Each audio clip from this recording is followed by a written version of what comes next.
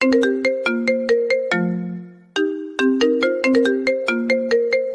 যে মিস্টার ইমন, নিচের limit cross করবেন না। ফাইলটা এভাবে আমার ডেস্কে ছুঁড়ে দেওয়ার সাহস পেলেন কোথায়? মনে রাখবেন, এটা আপনার বাপের রাজত্ব না যে যা খুশি করবেন।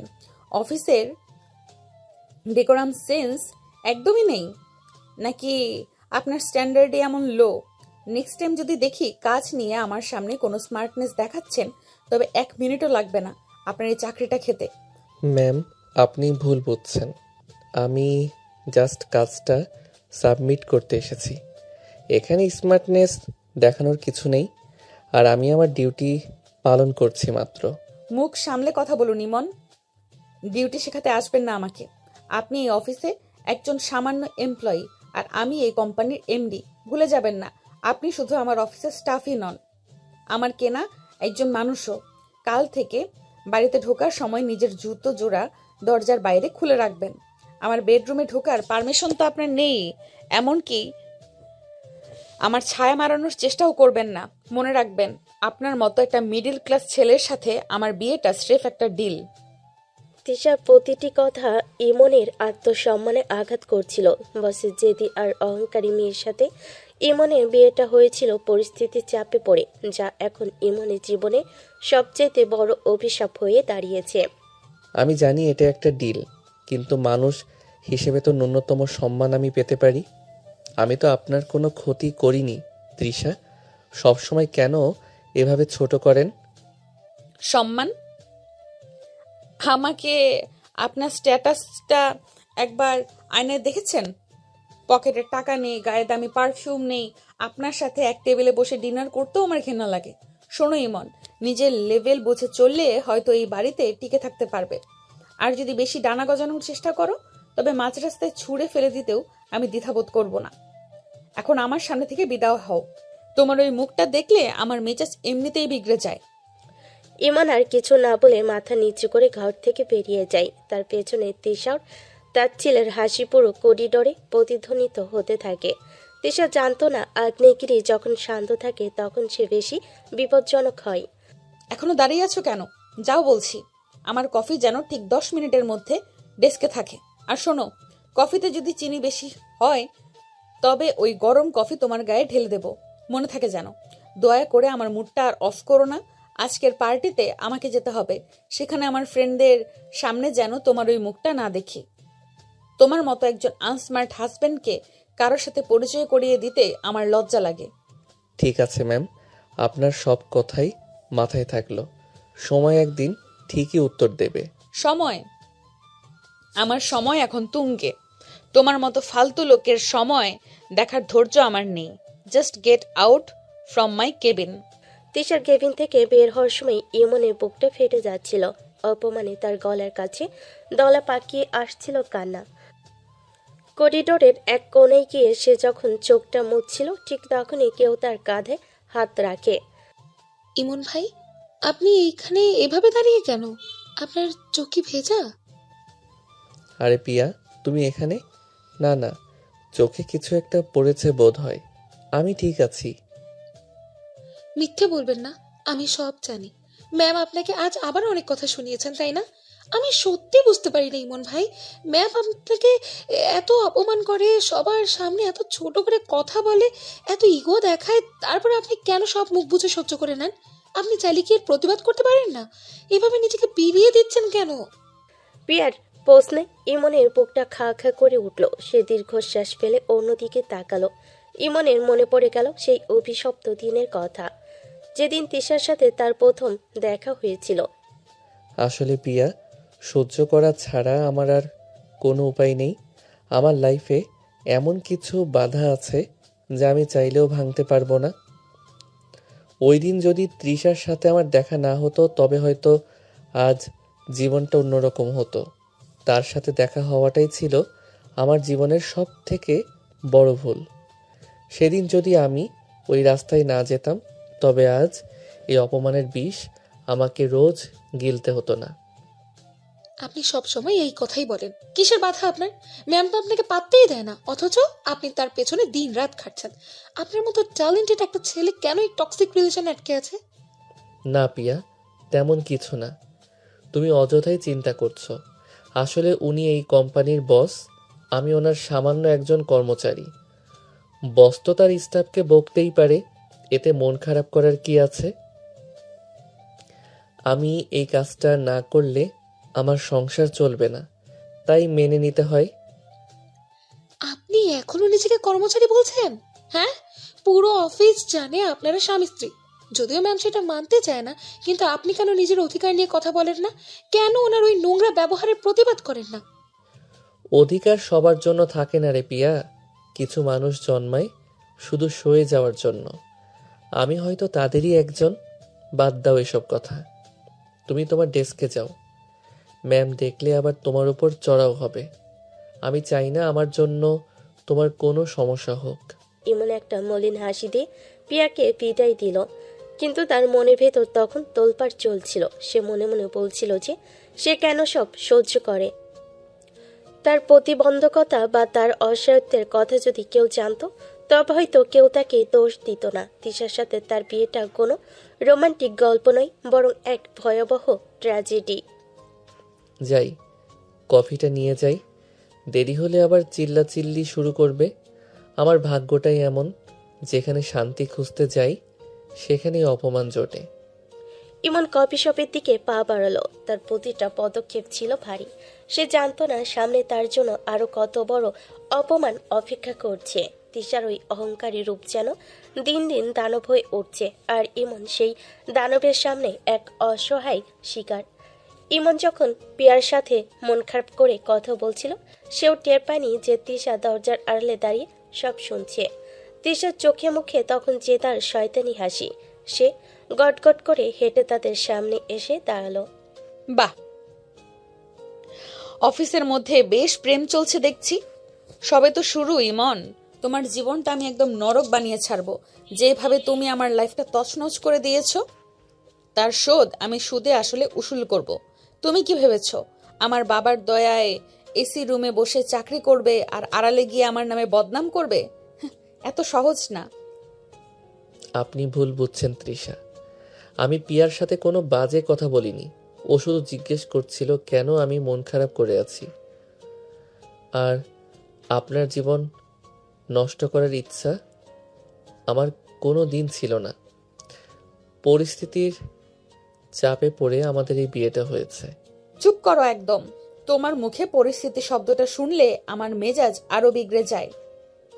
তুমি আর তোমার পরিবার মিলে যে চালটা চেলেছো, সেটা আমি বুঝে গেছি। তুমি কি ভেবেছো তোমার ওই পঙ্গু বোন আর অসুস্থ মায়ের চিকিৎসার সব দায়িত্ব আমার বাবা নিয়েছে বলে তুমি খুব বেঁচে গেলে? এটা আসলে তোমার জন্য একটা খাঁচা, আর আজ রাতে তুমি বুঝতে পারবে এই খাঁচায় বন্দি হওয়া কাকে বলে। তিশার কথা শুনে ইমনের বুকটা ধক করে উঠল। তিশার গলায় এমন একটা ভাব ছিল যা দেখে মনে হচ্ছিল সে বড় কোনো গোপন খবর জেনে গেছে। ইমন ভয়ে ঘামতে শুরু করলো। ম্যাম, আপনি প্লিজ এইভাবে বলবেন না। উনি তো আপনার স্বামী। একদম মুখ বন্ধ রাখো পিয়া। আমার পার্সোনাল ব্যাপারে কথা বললে আজই তোমার চাকরি খেয়ে নেব। আর স্বামী, এই রাস্তার ছেলেকে আমি আমার পায়ের জুতো ছাড়া আর কিছুই ভাবি না। শোনো ইমন, আজ রাতে বাড়িতে একজন স্পেশাল গেস্ট আসবে, যাকে দেখলে তোমার কলিজা শুকিয়ে যাবে। ওই যে একটা পুরনো নোংরা সত্যি তুমি বছরের পর বছর লুকিয়ে রেখেছো, সেটার পর্দা আজ আমি সবার সামনে ফাঁস করে দেব। ইমনের মুখটা মুহূর্তেই সাদা হয়ে গেল। সে তোতলাতে শুরু করলো। তার মনে পড়ে গেল সেই অন্ধকার রাতের কথা, যে খবরটা সে কাউকে বলেনি। আপনি আপনি কিসের কথা বলছেন? আমি তো আপনার কাছে কিছু লুকাইনি। নাটক বন্ধ করো ইমন। আজ রাতে গেস্ট আসার পর দেখব তোমার ওই ভাজা মাছটি উল্টে খেতে না জানা চেহারাটা কোথায় থাকে। তোমার মতো একটা খুনি আর ধোঁকাবাজকে আমার লাইফ থেকে সরাতে আমার খুব একটা সময় লাগবে না। আজ রাতটাই তোমার জন্য শেষ শান্তির রাত। কাল থেকে তুমি কাঁদতেও ভুলে যাবে। তিশা হাসতে হাসতে নিজের কেবিনে চলে গেল। ইমনের পায়ের তলা থেকে যেন মাটি সরে যাচ্ছিল। সে কাঁপতে কাঁপতে ওখানেই বসে পড়ল। তার মাথায় শুধু একটাই চিন্তা ঘুরছিল, তিশা কি তবে সেই অ্যাক্সিডেন্টের কথা জেনে গেছে, যে কথা ইমন নিজের কাছে গোপন রাখতে চেয়েছিল? পিয়া, আমাকে এখনই যেতে হবে। বড় কোনো বিপদ হতে যাচ্ছে। তৃষা যদি ওই ঘটনাটা জেনে ফেলে থাকে তবে আমার আর নিস্তার নেই। আমি তো ইচ্ছে করে ওটা করিনি। ইমন পাগলের মতো অফিস থেকে বেরিয়ে গেল। তার চোখের সামনে বারবার সেই পুরনো রক্তাক্ত রাতটা ভেসে আসছিল। তিশা ইমন, এখনো হা করে দাঁড়িয়ে আছো কেন? রাতে ওই ফাইলগুলো নাও আর জলদি আমার সাথে চলো, ক্লায়েন্ট মিটিংয়ে চলে আসবে। আর তুমি এখানে মূর্তির মতো দাঁড়িয়ে আছো? মনে রেখো, আজকের ডিলটা যদি তোমার কোনো গাফিলতির জন্য মিস হয় তবে আজ রাতেই তোমাকে এই শহর ছাড়া করব। এক পা পিছে থেকো, আমার একদম পাশে আসার চেষ্টা করবে না। আমি তৈরি ম্যাম, সব ফাইল গুছিয়ে নিয়েছি, চলুন। তার দামি হাই হিল জুতোর খটখট শব্দ করে লিফটের দিকে এগিয়ে গেল। ইমন বাধ্য ছেলে মতো ভারী ফাইলের ব্যাগটা কাঁধে নিয়ে তার পেছন পেছন গিয়ে লিফটে ঢুকলো। লিফটে আমার থেকে দূরে দাঁড়াও, তোমার গায়ের ওই সস্তা সাবানের গন্ধ আমার সহ্য হচ্ছে না। উফ, বাবা যে কেন তোমার মতো একটা আনস্মার্ট লোককে আমার ঘাড়ের উপর চাপিয়ে দিল। যত তাড়াতাড়ি সম্ভব এই আপদটা বিদায় করতে হবে। আমি তো একদম কোনায় দাঁড়িয়ে আছি ম্যাম, আর আমি তো সেন্ট মেখে এসেছি। বেশি কথা বলো না, তোমার সেন্টেন্স স্ট্যান্ডার্ডও আমি জানি। যাই হোক, মিটিংয়ে একদম চুপ থাকবে। তোমার মুখ খোলা মানেই আমার প্রেস্টিজ পাংচার হওয়া। লিফটটা 10 তলা থেকে নামতে শুরু করলো। ঠিক 4 তলায় আসতেই হঠাৎ একটা বিকট শব্দ হলো, আর পুরো লিফটটা ভীষণভাবে ঝাঁকুনি দিয়ে থেমে গেল। মুহূর্তের মধ্যে সব আলো নিভে গিয়ে ঘুটঘুটে অন্ধকার হয়ে গেল চারপাশ। ও মাই গড, এটা কি হলো? লিফট বন্ধ হয়ে গেল কেন? ইমন, এই ইমন, তুমি কোথায়? আলো জানানোর কিছু একটা করো, আমি কিছুই দেখতে পারছি না। ম্যাম শান্ত হন, মনে হয় কারেন্ট চলে গেছে বা লিফটে কোনো টেকনিক্যাল সমস্যা হয়েছে। আমি ফোনের টর্চটা জ্বালাচ্ছি, আপনি ঘাবড়াবেন না। ঘাবড়াবো না মানে? তুমি জানো না আমার ক্লোস্ট্রোফোবিয়া আছে? আমি ছোট আর অন্ধকার জায়গায় থাকতে পারি না। আমার দম বন্ধ হয়ে আসছে। ইমন, জলদি করো, কিছু একটা করো। সিকিউরিটিকে ফোন দাও। ইমন তাড়াতাড়ি ফোনের আলো জ্বালালো। দেখলো তিশা ভয়ে একদম কুকড়ে গেছে। সে হাপুস হুপুস করে নিঃশ্বাস নিচ্ছে। তার কপালে বিন্দু বিন্দু ঘাম জমতে শুরু করেছে। ম্যাম আপনি লম্বা লম্বা শ্বাস নিন, আমি অ্যালার্ম বাটন টিপছি। হ্যালো, কেউ কি আছেন? লিফটে আটকা পড়েছি আমরা, কেউ আমাদের বের করুন। কোনো আওয়াজ আসছে না কেন? ইমন, আমার শ্বাস নিতে অনেক কষ্ট হচ্ছে। বুকটা কেমন যেন ফেটে যাচ্ছে। আমি আমি মনে হয় মরে যাব। বাতাস নেই এখানে, একদম বাতাস নেই। তিশা হঠাৎ করে লিফটের মেঝেতে ধপাস করে পড়ে গেল। সে নিজের গলা আঁকড়ে ধরেছে আর বাতাসের জন্য হাঁসফাঁস করছে। আর তার অবস্থা দেখে ইমন সব অপমান ভুলে দৌড়ে তার কাছে গিয়ে হাঁটু গেড়ে বসলো। তৃষা, তৃষা, আমার দিকে তাকান, কিচ্ছু হয়নি আপনার, আমি আছি তো। আপনি আমার হাতটা ধরুন, লম্বা করে শ্বাস নিন, আমার সাথে বলুন 1 2 3। প্লিজ শান্ত হন। পারবো না, আমি মরে যাব। ইমন, আমাকে বাঁচাও। চারপাশটা যেন আমাকে পিষে ফেলছে। আমি অন্ধ হয়ে যাচ্ছি। আমাকে একটু ধরো প্লিজ। আমি ধরেছি আপনাকে, এই তো, আমি আপনার পাশেই আছি। আপনার কিচ্ছু হতে দেব না আমি। জাস্ট আমার চোখের দিকে তাকান। আপনি তো অনেক সাহসী, একটা লিফটকে ভয় পাবেন কেন? দেখুন, আমি ফ্যান চালানোর চেষ্টা করছি। তিশা তখন কাঁপতে কাঁপতে ইমনের জামাটা খামচিতে হলো। তার চোখ দুটো ভয়ে বড় বড় হয়ে গেছে। ইমনের শরীর ওপর ঢলে পড়ে সে ছটফট করতে লাগলো। ইমন এক হাতে তাকে জড়িয়ে ধরল আর অন্য হাত দিয়ে তার মাথায় হাত বুলিয়ে দিতে লাগলো। ম্যাম একটু রিল্যাক্স করুন, আমি আছি, কোনো ভয় নেই। আপনার ইনহেলার কি সাথে আছে? আপনার ব্যাগে কি মেডিসিন আছে কিছু? ব্যাগে নেই, ড্রয়ারে ফেলে এসেছি। ইমন, আমি নিঃশ্বাস নিতে পারছি না, আমাকে বাঁচাও। তিশার অবস্থা একদম বেকতিক দেখে ইমান আর দেরি করল না। সে তিশাকে পাজাকোলা করে ধরে লিফটের দরজার কাছে নিয়ে গেল এবং জোরে জোরে দরজায় লাথি মারতে লাগলো, চিৎকার করে সাহায্য পাওয়ার জন্য। তিশা তখন অর্ধচেতন অবস্থায় ইমনের বুকে মাথা রেখে জোরে জোরে হাঁপাচ্ছে। ম্যাম চোখ বন্ধ করবেন না, আমার কথা শুনুন, আপনি ঠিক হয়ে যাবেন। জাস্ট কয়েকটা মিনিট, আমি দরজা খোলার চেষ্টা করছি। হ্যালো, কেউ কি শুনতে পাচ্ছেন? গার্ড, গার্ড, ইমন আমাকে ছেড়ে যেও না, আমি খুব ভয় পাচ্ছি। প্লিজ আমাকে একা করো না।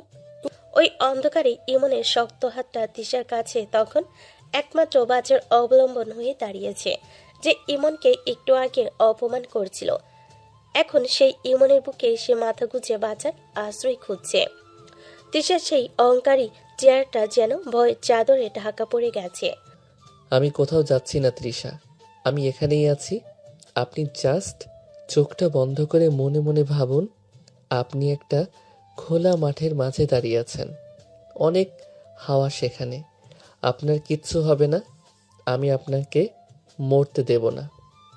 ঠিক তখনই লিফটটা আবার হালকা ঝাঁকুনি দিয়ে উঠল আর ইমার্জেন্সি লাইট জ্বলে উঠল, কিন্তু দরজাটা এখনো খুলছে না। তিশা ইমনের দিকে ঝাপসা চোখে তাকিয়ে রইল।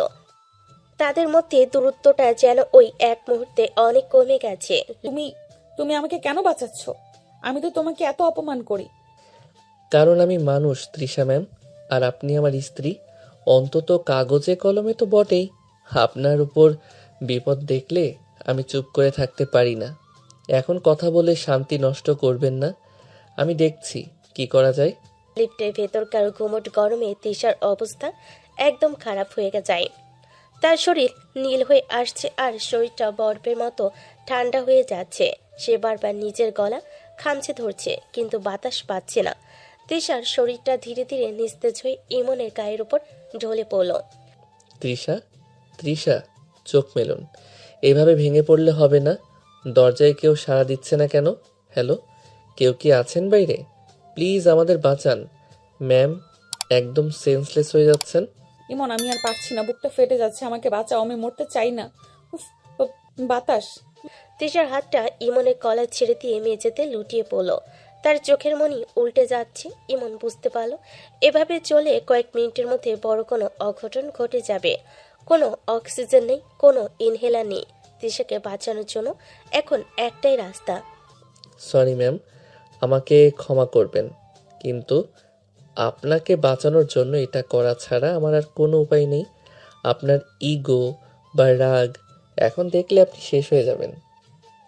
আমাকে এটা করতেই হবে। ইমন আর এক মুহূর্ত দেরি করল না। সে তিশার শরীরটা টেনে নিজের কোলের উপর শুইয়ে দিল। তিশার মুখটা একটু উঁচু করে ধরে ইমন নিজের মুখ দিয়ে তিশার মুখে শ্বাস দিতে শুরু করলো। সে তার ফুসফুসের সবটুকু বাতাস তিশার ভেতরে চালান করে দেওয়ার চেষ্টা করছে। তৃষা, প্লিজ রেসপন্স করুন, নিঃশ্বাস নিন। আমি আপনার কিছু হতে দেব না। আপনি আমার উপর রাগ করুন, আমাকে মারুন, কিন্তু এভাবে মরে যাবেন না। নিন, আবার শ্বাস নিন, আমার দিকে তাকানোর চেষ্টা করুন। ইমন বারবার একই কাজ করতে থাকলো। সে তার নিজের অক্সিজেন তিশাকে দিচ্ছে। তিশার নিথর দেহে যেন ধীরে ধীরে প্রাণের স্পন্দন ফিরতে শুরু করলো। কয়েকবার এমন করার পর তিশা হঠাৎ করে ইমনের শার্ট খামচে ধরে একটা জোরে দীর্ঘশ্বাস নিল। সে বড় বড় চোখ করে ইমনের দিকে তাকিয়ে রইল। আমি আমি বেঁচে আছি? তুমি আমার এত কাছে কেন? হ্যাঁ ম্যাম, আপনি ঠিক আছেন, ভয় পাবেন না। লম্বা শ্বাস নিন, বাতাস আসছে, আমি আছি তো। আপনার শ্বাসকষ্ট হচ্ছিল, তাই আমাকে এটা করতে হয়েছে। তিশা আধোবাজা চোখে ইমনের দিকে তাকালো। সে বুঝতে পারল ইমন তাকে বাঁচানোর জন্য কি করেছে। তার মতো একজন অহংকারী মেয়ের মুখে এই সাধারণ ছেলেটা মুখ দিয়ে শ্বাস দিয়ে তাকে মৃত্যুর মুখ থেকে ফিরিয়ে এনেছে। তিশার চোখে এখন আর আগের মতো ঘৃণা নেই, বরং এক অদ্ভুত বিস্ময় খেলা করছে। তুমি তুমি এটা কি করলে? তুমি আমার পারমিশন ছাড়া আমার এত কাছে আসার সাহস পেলে কোথায়? তুমি জানো এর রেজাল্ট কি হতে পারে? ওসব কথা পরে হবে ম্যাম, আগে আপনার প্রাণ বাঁচানো দরকার ছিল। আপনি সুস্থ না থাকলে আমাকে অপমান করার মানুষটাও তো হারিয়ে যেত। এখন চুপচাপ বসে থাকুন, আমি আবার দরজায় ধাক্কা দিচ্ছি। আমাদের বের হতেই হবে। ঠিক তখনই বাইরের দিক থেকে লিফটের দরজা খোলার শব্দ হলো। মেকানিক আর অফিসের গার্ডে মিলে দরজাটা টেনে ফাঁক করলো। আলো আসতেই তিশা দ্রুত ইমনের কোল থেকে উঠে নিজেকে সরিয়ে নিয়ে শাড়িটা ঠিকঠাক করে নিল। তার ফ্যাকাশে মুখে তখনও ভয়ের ছাপ স্পষ্ট। ম্যাম, আপনারা ঠিক আছেন? আমরা অনেকক্ষণ ধরে ট্রাই করছিলাম, কারেন্ট আসার সাথে সাথেই লকটা জ্যাম হয়ে গেছিল। আপনারা খুব বড় বিপদে পড়েছিলেন। আমি ঠিক আছি। ইমনকে বলো সব ফাইল নিয়ে বাইরে আসতে। আর ওই লিফটের টেকনিশিয়ানকে আজই ফায়ার করো। আমি 1 মিনিটও এখানে দাঁড়াবো না। তোমরা সবাই অযোগ্য। তিশা টলতে টলতে লিফট থেকে বেরিয়ে গেল, কিন্তু তার বুকটা এখনো দুরু দুরু কাঁপছে। ইমনের শক্ত হাতের ছোঁয়া আর ওই জীবনদায়ী শ্বাসের অনুভূতি সে মাথা থেকে সরাতেই পারছে না। ইমন ব্যাগ কাঁধে নিয়ে শান্তভাবে বেরিয়ে আসছিল, যেন কিছুই হয়নি। ম্যাম, মিটিংয়ে কি এখন যাবেন? আপনার শরীর তো এখনো কাঁপছে। চাইলে আমি ড্রাইভ করে আপনাকে বাড়ি দিয়ে আসতে পারি। তুমি তোমার কাজ করো। আমার শরীর নিয়ে তোমাকে বেশি পণ্ডিতি করতে হবে না। আর শোনো, লিফটে যা হয়েছে সেটা যদি অফিসের একটা লোকও জানতে পারে, তবে তোমার চাকরি তো যাবেই, সাথে আমি তোমার জেদও মিটিয়ে দেব। মনে থাকে যেন, এই কথা যেন আশেপাশে চাপা পড়ে থাকে। তিশা দ্রুত নিজের কেবিনের দিকে চলে গেল, কিন্তু সে মনে মনে বুঝতে পারছিল আজকের পর থেকেই ইমনের প্রতি তার ঘৃণাটা কোথাও যেন একটা বড় ধাক্কা খেয়েছে। এদিকে ইমনে মনে বাজছে বিপদের ঘণ্টা। আজ রাতে যে বিশেষ অতিথি আসার কথা, সে না জানি আবার কি নতুন রহস্য নিয়ে আসে। মা, এক গ্লাস পানি দাও তো আগে। কলিজাটা শুকিয়ে কাঠ হয়ে আছে। উফ, আজ যে কি একটা অবস্থা হয়েছিল। মিটিং ফিটিং সব ক্যান্সেল করে দিয়েছি। এখন আমার কিচ্ছু ভালো লাগছে না। তিশার আগে আর বিরক্তিতে ধপাস করে লিভিং রুমের সোফায় বসে পড়ল। তার চেহারা তখনও ফ্যাকাশে হয়ে আছে। মেয়ের এই অবস্থা দেখে তিশার বাবা আর তিশার মা দৌড়ে কাছে আসলেন। কি হয়েছে মা? তুই তো এমন হুট করে মিটিং ক্যান্সেল করে চলে আসিস না। অফিসের সবাই কি ঠিক আছে? তোর কি শ্বাসকষ্ট আবার বেড়েছিল? মুখটা এমন শুকনো দেখাচ্ছে কেন? আর বলো না, অফিসের লিফটে আটকা পড়েছিলাম প্রায় আধা ঘন্টা। কারেন্ট চলে গিয়েছিল আর মেকানিক্যাল কি সব ঝামেলা হয়েছিল।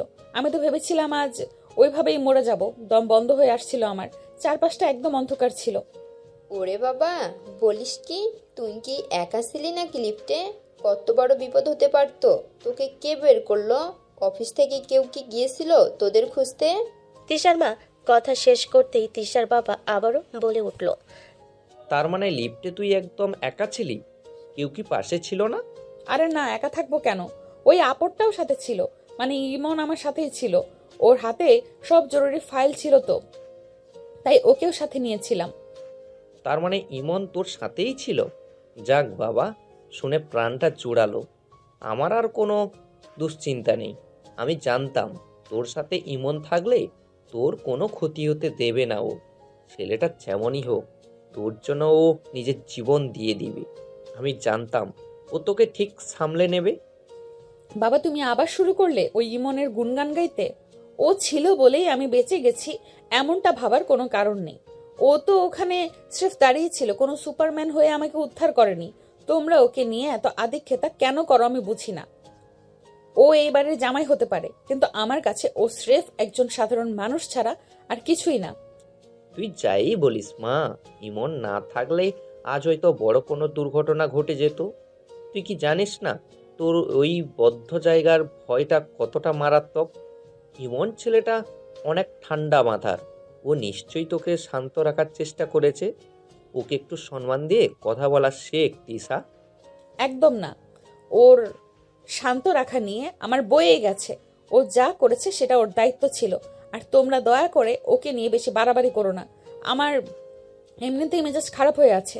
ও আসছে পেছন পেছন। ওকে জিজ্ঞেস করে দেখো ও কতটা ভয় পেয়েছিল। আমি এখন ঘরে যাচ্ছি, আর আমাকে 1 কাপ কফি দিয়ে যেও।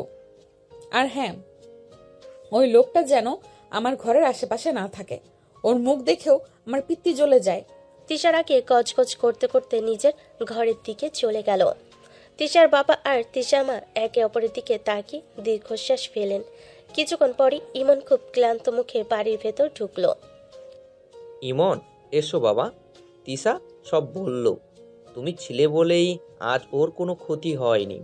আমি তোমার উপর খুব ভরসা করি বাবা। তুমি আছো বলেই আমি নিশ্চিন্তে ঘুমাতে পারি। না বাবা, তেমন কিছু না। আমি শুধু আমার দায়িত্ব পালন করেছি মাত্র। ম্যাম অনেক ভয় পেয়ে গিয়েছিলেন, তাই ওনার মেজাজটা একটু বেশি বিগড়ে আছে। আপনারা চিন্তা করবেন না, উনি এখন ঠিক আছেন। তুমি অনেক করেছো বাবা। যাও আগে একটু ফ্রেশ হয়ে নাও, আমি তোমাদের জন্য খাবার রেডি করছি। তৃষা হয়তো রাগের মাথায় অনেক কিছু বলেছে, ওসব কিছু মনে করো না, ওর স্বভাবটাই এমন। আমি জানি মা, ওনার কথা আমি কোনো দিনই গায়ে মাখি না, অভ্যেস হয়ে গেছে। আমি বরং আমার ঘরে যাই। আজ রাতটা মনে হয় আমার জন্য খুব কঠিন হতে যাচ্ছে।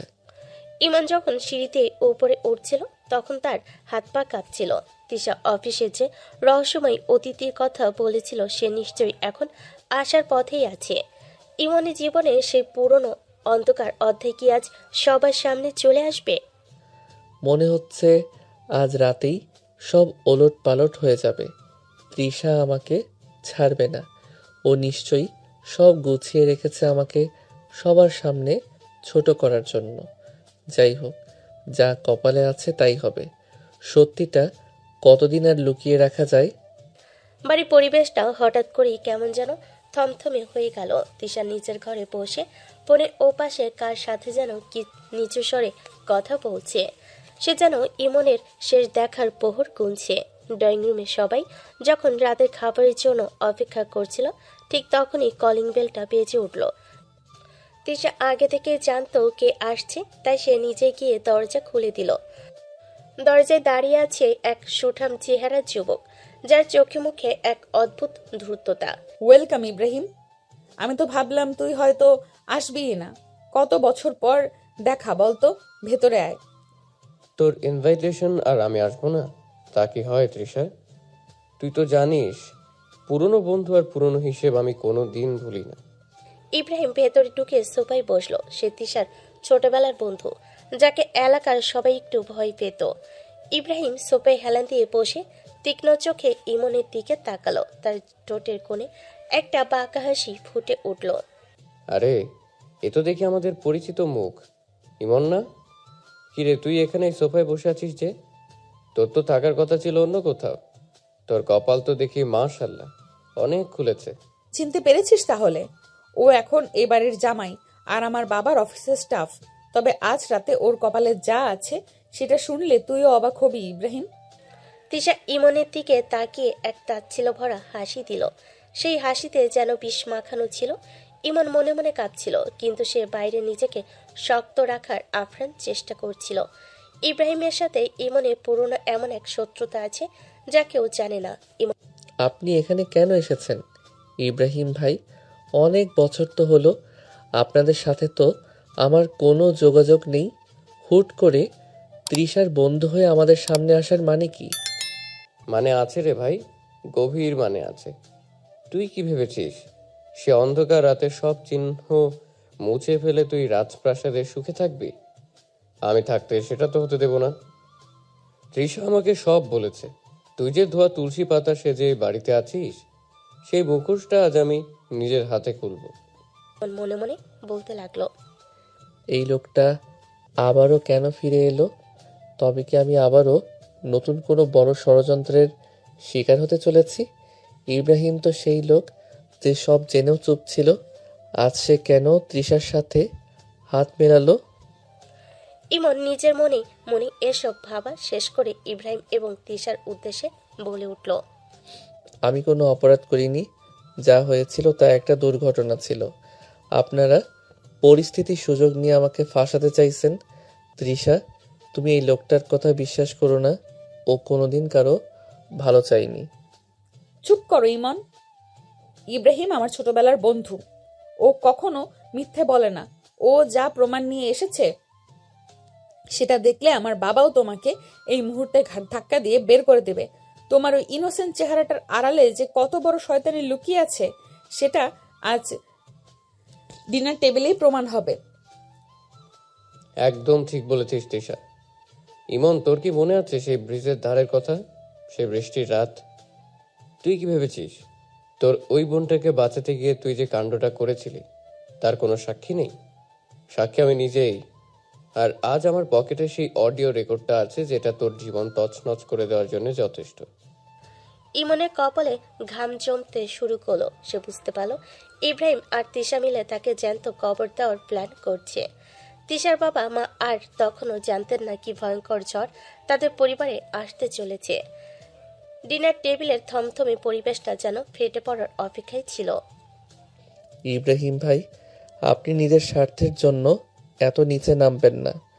আমি জানি আপনি কি চান, কিন্তু তৃষাকে ব্যবহার করে আপনি সফল হতে পারবেন না। সেটা সময় বলে দিবে। চলো সবাই ডিনার টেবিলে। ইব্রাহিম, আজ তোমার প্রিয় খাবারগুলো রান্না হয়েছে। আর ইমন, তুমিও এসো। হয়তো এই বাড়িতে এটাই তোমার শেষ খাওয়া। তিশা আর ইব্রাহিম হাসতে হাসতে ডাইনিং টেবিলের দিকে এগিয়ে গেল। ইমন দাঁড়িয়ে রইল পাথরের মতো। তার চোখের সামনে পুরনো সেই রক্তাক্ত দৃশ্যগুলো ভেসে উঠছে। ইব্রাহিম সোফা ছেড়ে উঠে তিশার বাবা আর মায়ের দিকে এগিয়ে গেল। তার মুখে এক ধরনের আলগা হাসি, যা দেখে যে কেউ বুঝবে সে খুব একটা সুবিধের মানুষ নয়। তিশার বাবা ইব্রাহিমকে দেখেই বুড়ো কুচকে উঠলেন। আসসালামু আলাইকুম আঙ্কেল, কেমন আছেন? কত বছর পর দেখা হলো আপনার সাথে। আপনি তো আগের মতোই ইয়াং আছেন, কোনো পরিবর্তনই হয়নি। আন্টি, আপনিও কি আমাকে ভুলে গেলেন? আমি ইব্রাহিম, তৃষার ক্লাসমেট। ওয়ালাইকুম আসসালাম। না বাবা, ভুলিনি। তবে তুমি হুট করে অনেক বছর পর তো, তাই চিনতে একটু কষ্ট হচ্ছিল। তা কেমন আছো তুমি? ভালো মন্দ পরে হবে। তিশা, এইদিকে আয় তো মা, আমার সাথে একটু ভেতরে আয়। তিশার বাবা তিশাকে টেনে একটু আড়ালে নিয়ে গেলেন। তার চোখে মুখে স্পষ্ট বিরক্তির রাগ। ইব্রাহিম যে ধরনের ছেলে সেটা তিনি আগে থেকেই জানতেন। তিশা, এই ছেলেকে তুই আবার এই বাড়িতে কেন ডেকেছিস? তুই কি ভুলে গেছিস ছোটবেলায় ওর জন্য তোকে কত ঝামেলায় পড়তে হয়েছিল? আমি তো ওকে এই বাড়িতে আসার পারমিশন কোনোদিন দেইনি। ওকে এখনই চলে যেতে বল। বাবা, তুমি সব সময় আমার বন্ধুদের সাথে এমন রূঢ় আচরণ কেন করো? ইব্রাহিম আমার বেস্ট ফ্রেন্ড। ও অনেক বছর পর বিদেশ থেকে ফিরেছে, তাই আমি ওকে ডিনারে ইনভাইট করেছি। এতে দোষের কি আছে? দোষ গুণের কথা না তিশা, ওই ছেলের স্বভাব চরিত্র ভালো না। ও যেখানে যায় সেখানেই অশান্তি তৈরি করে। আর এখন আমাদের বাড়িতে ইমন আছে, এই সময় ওকে ডাকাটা কি ঠিক হলো? ও, তার মানে আসল সমস্যা হলো তোমার এই আদরের জামাই ইমন।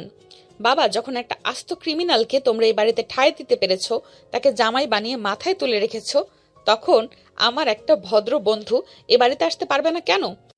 মুখ সামলে কথা বল তিশা। তুই ইমনকে ক্রিমিনাল বলছিস কোন সাহসে? ও তোর স্বামী, আর ও অনেক ভালো একটা ছেলে। ইব্রাহিমের সাথে ওর তুলনা করিস না। ভালো ছেলে? হ্যাঁ, তুমি তো শুধু ওই বাইরের মুখটাই দেখেছো বাবা, ভেতরের খবর তো তুমি জানো না। ইব্রাহিম আজ এমনি এমনি আসেনি। ও এমন সব প্রমাণ নিয়ে এসেছে যা শুনলে তোমার এই তথাকথিত ভালো ছেলের আসল রূপ বেরিয়ে আসবে। তুমি ইব্রাহিমকে বের করে দিতে চাইছো কারণ তুমি সত্যিটা জানতে ভয় পাচ্ছ। তুই কি বলতে চাস পরিষ্কার করে বল। ইব্রাহিম আবার কিসের প্রমাণ নিয়ে আসবে? ও তো নিজেই একটা বাটপার। কে বাটপার আর কে খুনি সেটা ডিনার টেবিলেই ফয়সালা হবে। তুমি ইব্রাহিমকে অপমান করার আগে ইমনের অতীতটা একবার ভালো করে জেনে নিও। আমি কোনো তর্কে যেতে চাই না বাবা। ইব্রাহিম আমার গেস্ট, আর আজ এখানেই ডিনার করবে। আর তুমি যদি ওকে চলে যেতে বলো তবে আমি ওই বাড়ি ছেড়ে চলে যাব। তিশার বাবা স্তব্ধ হয়ে দাঁড়িয়ে রইলেন। মেয়ের এমন জেদ তিনি আগে দেখেননি। তিশার আগে কচকচ করতে করতে আবার ইব্রাহিমের পাশে গিয়ে বসলো। ইমন দূরে দাঁড়িয়ে সবটা শুনছিল। তার বুকটা ভয়ে দুরু করছিল। কি হলো আঙ্কেল, তৃষা কি আসার জন্য বকা খেলো? আসলে আমি তো আসতাম না, কিন্তু তৃষাই বললো পুরনো সব কথা নাকি আজ শেষ করতে হবে। ইমনেরও তো জানা দরকার ওর পেছনে কত বড় বিপদ উৎপেতে আছে। ইব্রাহিম ভাই, আপনি জল ঘোলা করার চেষ্টা করবেন না। আপনি যা বলছেন তার কোনো ভিত্তি নেই। বাবা, আপনি ওর কথা বিশ্বাস করবেন না। আমি জানি কার কথা বিশ্বাস করতে হবে ইমন। তিশা, তুই যা করিস সেটা ভালো হচ্ছে না। এই ছেলেটার পাল্লায় পড়ে তুই নিজের সংসারটা ধ্বংস করিস না। সংসার তো ধ্বংস হয়েই গেছে বাবা, যেদিন তোমরা এই ছেলেকে আমার গলায় ঝুলিয়ে দিয়েছিলে। এখন শুধু পর্দা ওঠার অপেক্ষা। ইব্রাহিম, আমরা ডিনার টেবিলে বসি। আমি আর সহ্য করতে পারছি না। সবাই ডাইনিং টেবিলের দিকে এগিয়ে গেল। খাবার সামনে সাজানো থাকলো, কারো মনে শান্তি নেই। ইব্রাহিম আর চোখে ইমনের দিকে তাকে একটা শয়তানি হাসি দিল। আর তিশা তৃপ্তির সাথে খাবার বাড়তে শুরু করলো। এক ভয়ঙ্কর ঝড় ডিনার টেবিলের নিস্তব্ধতাকে ভেঙে দেওয়ার অপেক্ষায়। এই যে ইমন, আজ থেকে ইব্রাহিম আমাদের অফিসে স্পেশাল কনসালটেন্ট হিসাবে কাজ করবে। তাই গাড়িটা আজ তুমি চালাবে না। ইব্রাহিম ড্রাইভ করবে আর আমি ওর পাশে বসবো। তুমি পেছনের সিটে গিয়ে বসো। আর শোনো, অফিসের ভেতরে ইব্রাহিম যা বলবে সেটাই শেষ কথা। ওর কোনো কাজে যেন তোমার নাক গলানো না দেখি। আরে তৃষা, তুমি মিছেই টেনশন করছো। ইমন তো খুব লক্ষ্মী ছেলে, ও জানে কার সাথে কিভাবে চলতে হয়, তাই না রে ইমন? অনেকদিন পর আবার একসাথে কাজ করব, মজাই হবে। তুই শুধু দেখে যা গেমটা কোন দিকে যায়। ইমন কোনো কথা না বলে মাথা নিচু করে গাড়ির পিছনের সিটে গিয়ে বসলো। তিশা ইচ্ছে করে ইব্রাহিমের খুব কাজ ঘেঁষে বসলো এবং হাসাহাসি করতে করতে অফিসের দিকে রওনা দিল। ইমনের চোখের সামনে এসব ঘটলেও সে পাথরের মতো নিশ্চল হয়ে বসে রইল। তৃষা, আমি আপনাকে শেষবারের মতো বলছি, ইব্রাহিমকে আপনি যতটা আপন ভাবছেন ও আসলে ততটা নয়। ওকে এত প্রশ্রয় দেবেন না। আমাকে অপমান করার জন্য বা ছোট করার জন্য আপনি যে লোকটাকে বেছে নিয়েছেন সে একদিন আপনার বড় ক্ষতির কারণ হবে। খুব বেশি দেরি হওয়ার আগেই আপনি নিজের ভুলটা বোঝার চেষ্টা করুন। আমাকে জ্ঞান দিতে এসো না ইমন। ইব্রাহিম আমার ছোটবেলার বন্ধু। ও তোমার মতো ধোঁকাবাজ নয়। তুমি বরং নিজের চরকায় তেল দাও। তোমার এই সাবধান বাণীগুলো পকেটে পুরে রাখো। আসলে তুমি জ্বলছো ইব্রাহিমকে আমার পাশে দেখে, তাই না? তোমার মতো অযোগ্য লোকের মুখে এসব মানায় না। অফিসে পৌঁছানোর পর তিশার রূপ আরো বদলে গেল। সে সারাক্ষণ ইব্রাহিমকে সাথে নিয়ে ঘুরে। কাজ করার বাহানায় সে ইব্রাহিমের সাথে অনেক বেশি ঘনিষ্ঠ হওয়ার চেষ্টা করে, যাতে ইমনের মনে কষ্ট লাগে। ইব্রাহিম সেটা বুঝতে পেরে আর চোখে ইমরানের দিকে তাকিয়ে বিচ্ছিরিভাবে হাসে। তৃষা, এই ফাইলটা তো ইমন একদম ভুলভাবে রেডি করেছে। ওর কি ন্যূনতম জ্ঞানটুকু নেই? ইমন, এদিকে আয় তো। এই গাধার মতো কাজগুলো কি তোকে দেওয়া হয় না, নাকি তোকে অফিসের কাজ বাদ দিয়ে জুতো পরিষ্কার করার কাজে রাখবো? ঠিকই বলেছিস ইব্রাহিম। ওর মাথায় গোবর ছাড়া আর কিছুই নেই। ইমন, তুমি কি কানে শুনতে পাচ্ছ না? ইব্রাহিম তোমাকে ডাকছে। সরি বলো ওকে, আর ফাইলটা এখনই ঠিক করো। তোমার মতো একটা অযোগ্য লোককে এই চেয়ারে বসিয়ে রাখাটাই আমার বাবার সবচেয়ে বড় ভুল ছিল। তৃষা, আমার ভুল হতে পারে, কিন্তু ইব্রাহিম ভাই যেটা করছেন সেটা মোটেও অফিসের কাজ নয়। উনি আপনাকে ব্যবহার করছেন। প্লিজ তৃষা, একটু বোঝার চেষ্টা করুন। সময় থাকতে নিজেকে সরিয়ে নিন, নইলে আপনার এই ভুলের মাসুল আপনার পরিবারকেও দিতে হতে পারে। চুপ করো ইমন। আর একটা কথা বললে আমি তোমার চাকরিটা এখানেই খেয়ে নেব। ইব্রাহিম আমার যা ভালো চায় সেটা তুমি স্বপ্নেও ভাবতে পারবে না। তুমি স্রেফ ঈর্ষা করছো। এখন যাও আমার সামনে থেকে, গিয়ে ফাইলটা ঠিক করো। অফিসের সব স্টাফদের সামনে তিশার ইব্রাহিম মিলে ইমনকে ইচ্ছে মতো অপমান করলো। ইমন চুপচাপ ফাইলটা নিজের ডেস্কে নিয়ে ফিরে এলো। ঠিক তখনই পিয়া ইমনের ডেস্কে এসে দাঁড়ালো। পিয়ার চোখে ইমনের জন্য অনেক মায়া। ইমন ভাই, আপনি কেন এগুলো মুখ বুজে সহ্য করছেন? ম্যাম আর ওই ইব্রাহিম লোকটা মিলে আপনাকে সবার সামনে যেভাবে ছোট করলো তা দেখা যায় না। সহ্যের একটা সীমা থাকে ইমন ভাই, আপনি কেন প্রতিবাদ করেন না? প্রতিবাদ করলে পরিস্থিতি আরও খারাপ হবে পিয়া। তৃষা এখন জেদের বশে অন্ধ হয়ে গেছে। ও ইব্রাহিমের আসল চালটা দেখতে পাচ্ছে না। ও ভাবছে আমাকে জ্বালিয়ে ও জিতছে, কিন্তু ও জানে না ও আসলে অনেক বড় একটা গর্তে পা দিচ্ছে। আমি শুধু ভয় পাচ্ছি তৃষার ভুলটা যখন ভাঙবে তখন যেন অনেক বেশি দেরি না হয়ে যায়। আপনি সবসময় একই কথা বলেন। আপনার তো নিজেরও একটা সম্মান আছে। এইভাবে রোজ অপমানিত হয়ে চাকরি করার চেয়ে না করা অনেক ভালো। ম্যাম তো এখন ইব্রাহিমের সাথে যেভাবে মিশছেন সেটা অফিসের সবার চোখে লাগছে। সময় একদিন সব পরিষ্কার করে দেবে পিয়া। তৃষা আমার সাবধান করা কথাগুলো শুনছে না, কিন্তু যেদিন ও নিজে ধাক্কা খাবে সেদিন হয়তো আমি আর ওর পাশে থাকবো না। ইমন, এখনো ওখানে দাঁড়িয়ে পিয়ার সাথে গল্প করছো? যাও বলছি, গিয়ে নিজের কাজ শেষ করো। আর ইব্রাহিমের জন্য এক কাপ কফি নিয়ে এসো। মনে থাকে যেন কফিতে যেন এক ফোঁটাও চিনি না থাকে। তিশার চিৎকারে পুরো অফিস কেঁপে উঠল। ইমন পিয়ার দিকে একবার তাকিয়ে দীর্ঘশ্বাস ফেলে কফি বানাতে চলে গেল। ইব্রাহিম কেবিনে বসে পায়ের উপর পা তুলে হাসছিল। ইমনের মনটা কু ডাকছিল। তিশা যে বড় কোনো বিপদে পড়তে যাচ্ছে সে বিষয়ে ইমন একদম নিশ্চিত। গত কয়েকদিন ধরে তিশার সাথে একের পর এক অদ্ভুত সব দুর্ঘটনা ঘটছে। আর প্রতিবারই কোনো না কোনোভাবে ইমন নিজের জীবন বাজি রেখে তাকে বাঁচিয়ে নিচ্ছে। কিন্তু তিশা কৃতজ্ঞ হওয়ার বদলে প্রতিবারই ইগোর বসে ইমনকে সন্দেহ করছে আর আজে বাজে কথা শোনাচ্ছে। এই, আপনি আমাকে টাচ করার সাহস পেলেন কোথায়? এভাবে জাপটে ধরে আমাকে মাটিতে ফেলে দিলেন কেন? দেখছেন না শাড়িটা একদম নষ্ট হয়ে গেছে? ম্যাম, পার্কিং লটের ওপর থেকে ওই ভারী গামলাটা আপনার মাথার উপর পড়তো। আমি আপনাকে সরিয়ে না দিলে আজ বড় বিপদ হয়ে যেত। আপনি কি নিজের চোখেই দেখেননি ওটা কিভাবে পড়লো? আমার তো মনে হচ্ছে এই গামলাটা আপনি কারো মাধ্যমে উপর থেকে ফেলেছেন, যাতে ঠিক এই টাইমে এসে আমাকে বাঁচিয়ে হিরো সাজতে পারেন আর আমার কাছাকাছি আসার সুযোগ পান। আপনার মতলব আমার কাছে একদম পানির মতো পরিষ্কার। আমার আশেপাশে আসার জন্য এসব নাটক বন্ধ করুন। ইমন আর কিছু বলল না, কিন্তু বিপদ যেন তিশার পিছু ছাড়ছিল না।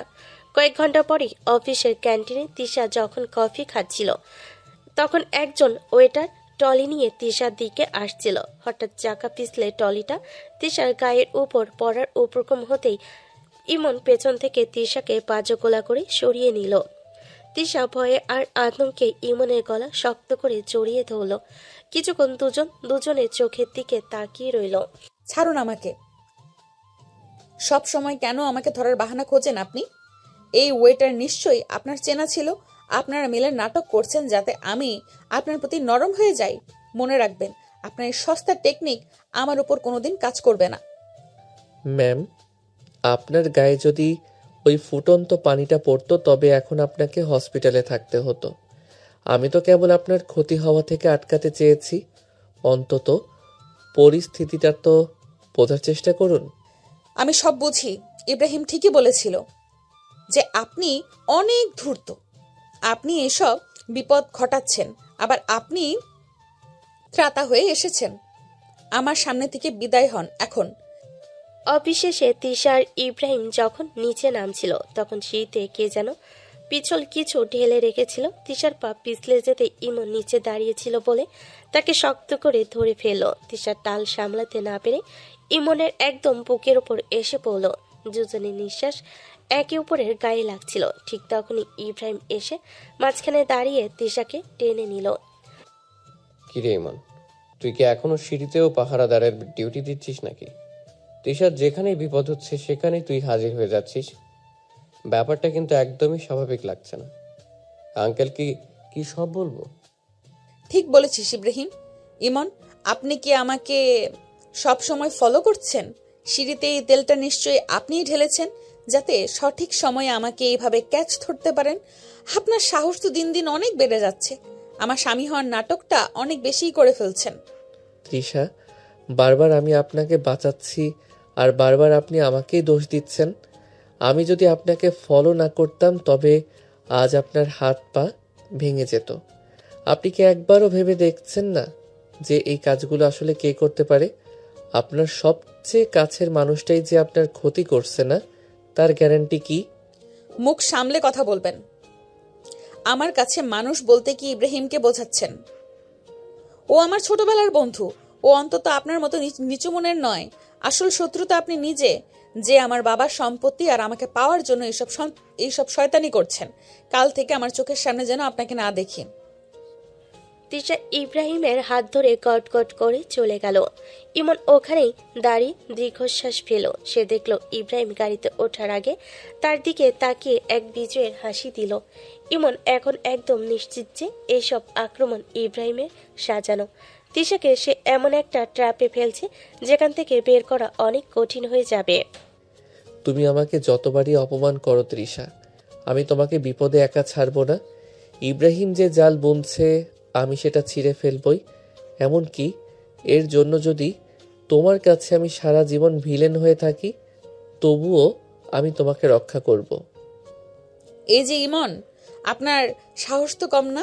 আপনি বারবার কেন আমার গায়ে হাত দেওয়ার বাহানা খোঁজেন? ওই সিসিটিভি ক্যামেরাটা কি এমনি এমনি আপনার গায়ের উপর পড়তে যাচ্ছিল, নাকি আপনি ওটা আলগা করে রেখেছিলেন যাতে আমাকে ধাক্কা দিয়ে সরিয়ে হিরো হতে পারেন? তৃষা, আপনি সারাক্ষণ কেন আমাকেই সন্দেহ করেন? ক্যামেরাটা আপনার মাথার উপর পড়লে আপনার মাথা ফেটে যেত। আমি পাশে ছিলাম বলেই আপনাকে টেনে সরিয়ে নিতে পেরেছি। এটা কি আপনার কাছে অপরাধ মনে হচ্ছে? হ্যাঁ, অপরাধ। কারণ আমি জানি আপনার মতো নিচু মনের মানুষরা কি করতে পারে। আপনি ভাবছেন এইভাবে আমাকে বাঁচিয়ে আমার খুব কাছাকাছি চলে আসবেন, আমার মন জয় করবেন। হাহ, আরে আপনার মতো একটা সাধারণ ছেলের দিকে আমি ফিরেও তাকাবো না। আপনার এই বাঁচানোর নাটক আমার কাছে একদম পুরনো হয়ে গেছে। এসব সস্তা বাহানা দিয়ে আমার ইমপ্রেস করার চেষ্টা করবেন না। ইমনের খুব কষ্ট হচ্ছিল, সে জানে এই ক্যামেরাটা পড়ার পেছনে ইব্রাহিমের হাত আছে, কিন্তু তিশা সেটা বুঝতেই চাইছে না। তিশার আগে ফুসতে ফুসতে নিজের কেবিনে চলে গেল। ইমন দেখলো ইব্রাহিম দরজার আড়ালে দাঁড়িয়ে হাসছে। কি রে ইমন, বারবার বাঁচানোর চেষ্টা করিস আর বারবার ঝাড়ি খাস। তোর কি লজ্জা শরম বলতে কিচ্ছু নেই? তিশা তোকে দু চোখে দেখতে পারে না, সেটা কি এখনো বুঝিসনি? শুধু শুধু কেন মাঝখানে আসিস? ইব্রাহিম ভাই, আপনি যে গেমটা খেলছেন সেটা আমি বুঝে গেছি। তৃষার ক্ষতি করে আপনি কি পাবেন আমি জানি না, কিন্তু আমি থাকতে আপনি সফল হবেন না। তৃষা আমাকে ঘৃণা করে ঠিকই, কিন্তু আমি ওকে কোনো বিপদে পড়তে দেব না। দেখা যাবে কতক্ষণ বাঁচাতে পারিস। তৃষা তো তোকে বিশ্বাসই করে না, ও তো ভাবছে সব তুই করছিস। এভাবেই একদিন তোকে ওর জীবন থেকে লাথি মেরে বের করে দেব। তুই শুধু ওয়েট কর। কিছুক্ষণ পর তিশা ফাইল নিতে গিয়ে দেখলো আলমারিটা কেমন যেন নড়ছে। ইমনের চোখ পড়তে সে চিৎকার দিয়ে উঠল। তৃষা, সরুন ওখান থেকে, আলমারিটা পড়ে যাচ্ছে। ইমন দৌড়ে গিয়ে তিশাকে জড়িয়ে ধরে একপাশে সরিয়ে নিয়ে এলো। বিশাল দামি কাঠের আলমারিটা সজোরে মেঝের উপর আছড়ে পড়ল। তিশা ইমনের বুকের উপর ছিটকে পড়ে থরথর করে কাঁপছিল, কিন্তু সম্বিত ফিরতেই সে ইমনকে জোরে ধাক্কা দিয়ে সরিয়ে দিল। আপনি আবার আমাকে টাচ করলেন? আপনার সাহস তো দিনে দিনে আকাশ ছুঁয়ে যাচ্ছে। এই আলমারিটা নিশ্চয়ই আপনি আগে থেকে ঠেলে রেখেছিলেন, যাতে ঠিক সময়ে এসে আমাকে জাপটে ধরতে পারেন। লম্পট কোথাকার! আপনার মতো নিচু জাতের মানুষের থেকে এটাই আশা করা যায়। তৃষা, আপনি কি পাগল হয়ে গেছেন? আলমারিটা আপনার গায়ের উপর পড়লে আপনি কি বাঁচতেন? আমি বারবার আপনাকে মরণ থেকে ফিরিয়ে আনছি, আর আপনি আমাকেই গালি দিচ্ছেন। আপনি কি দেখতে পাচ্ছেন না আপনার চারপাশে কি হচ্ছে? আমি সব দেখতে পাচ্ছি। আমি দেখতে পাচ্ছি আপনি কিভাবে আমার কাছাকাছি আসার জন্য পাগল হয়ে গেছেন। আপনি ভাবছেন এসব করলে আমি আপনাকে স্বামী হিসেবে মেনে নিব? কোনো দিনও না। আপনি আমার কেনা একটা গোলামের মতো থাকবেন এই অফিসে। আমার গায়ে হাত দেওয়ার আর কোনো বাহানা যেন আমি না দেখি। এরপর যদি এমন করেন তবে আমি পুলিশের হাতে আপনাকে তুলে দেব। ঠিক আছে তৃষা, আপনাকে বোঝানোর ক্ষমতা আমার নেই, তবে মনে রাখবেন খুব বড় দেরি হওয়ার আগেই আপনি নিজের ভুলটা বুঝবেন। আমি আপনাকে বাঁচাচ্ছি, কারণ আমি চাই না আপনার কোনো ক্ষতি হোক, কিন্তু আপনি ইগোর বশে অন্ধ হয়ে আছেন। আমার ইগো নিয়ে আপনাকে ভাবতে হবে না, আপনি নিজের লেভেলে থাকুন। ইব্রাহিম, চলো আমরা এখান থেকে চলে যাই। এই লোকটার মুখ দেখলে আমার বমি আসে। চলো আজ বাইরে লাঞ্চ করব। তিশা ইব্রাহিমের হাত ধরে বেরিয়ে গেল। ইমন ফ্লোরে পড়ে থাকা আলমিরাটার দিকে তাকিয়ে রইল, তার চোখে পানি চলে আসছিল। সে বারবার চেষ্টা করছে তিশাকে রক্ষা করতে, কিন্তু তিশা প্রতিবারই তাকে অপমান করে ছোট করছে। ইমনে মনে হচ্ছে খুব বড় কোনো বিপদ তিশার অপেক্ষায় আছে। রাতের আকাশটা আজ বেশ মেঘলা। তিশা একা ছাদের এক কোণায় দাঁড়িয়ে নিচের অন্ধকার রাস্তার দিকে তাকিয়ে আছে, তার চোখে পানি।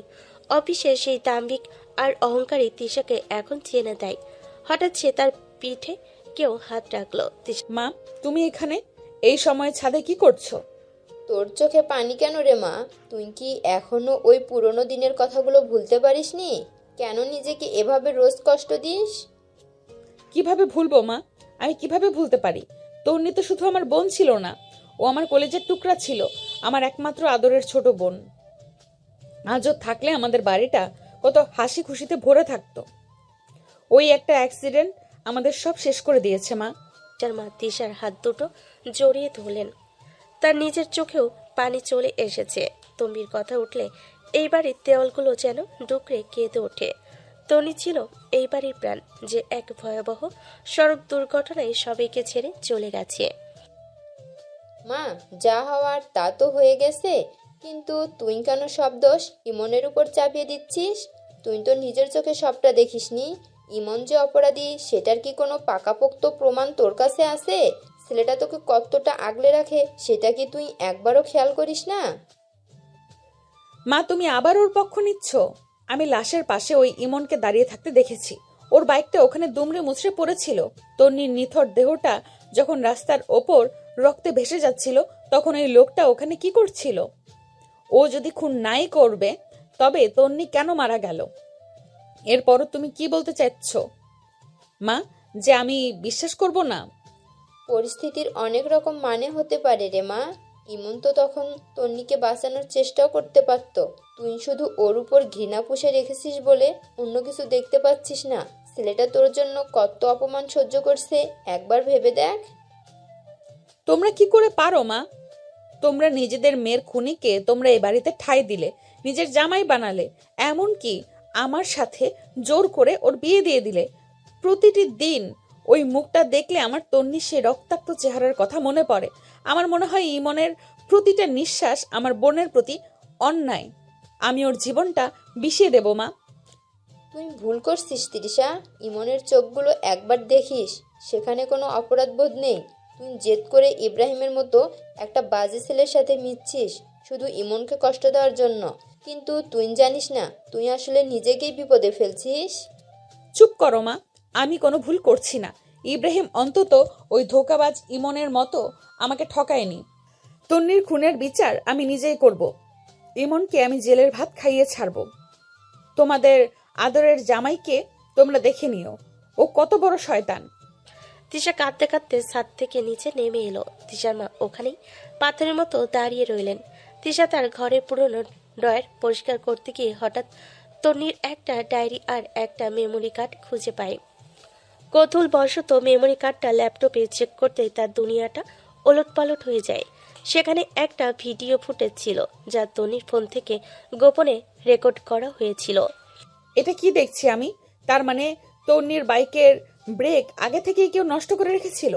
ইমন তো সেদিন তন্নিকে বাঁচাতে গিয়েছিল। ভিডিওতে তো পরিষ্কার দেখা যাচ্ছে ইমন তন্নিকে টেনে সরানোর চেষ্টা করছে, কিন্তু তন্নি আগেই ছিটকে পড়েছে। তাহলে ইব্রাহিম কেন আমাকে ওইসব রেকর্ড শোনালো? তার মানে এতদিন আমি যাকে খুনি ভেবে ঘৃণা করে এসেছি সে আসলে নির্দোষ। তাহলে আসল অপরাধী কে? তিশার মাথার ভেতরটা তখন ঝিমঝিম করছিল। ভিডিও শেষ অংশে একজনের ছায়া দেখতে পায় যে দূরে দাঁড়িয়ে হাসছিল। সেই অবয়টা দেখে তিশার বুঝতে আর বাকি থাকে না যে আসল খেলোয়াড় কে। সে রাগে আর অনুশোচনায় কাঁপতে কাঁপতে বাড়ি থেকে বেরিয়ে যায়। ইব্রাহিম, তোমাকে আজ আমি ছাড়বো না। তুমি আমার আবেগের সাথে খেলা করেছো, আমার বোনের মৃত্যুর সুযোগ নিয়েছো।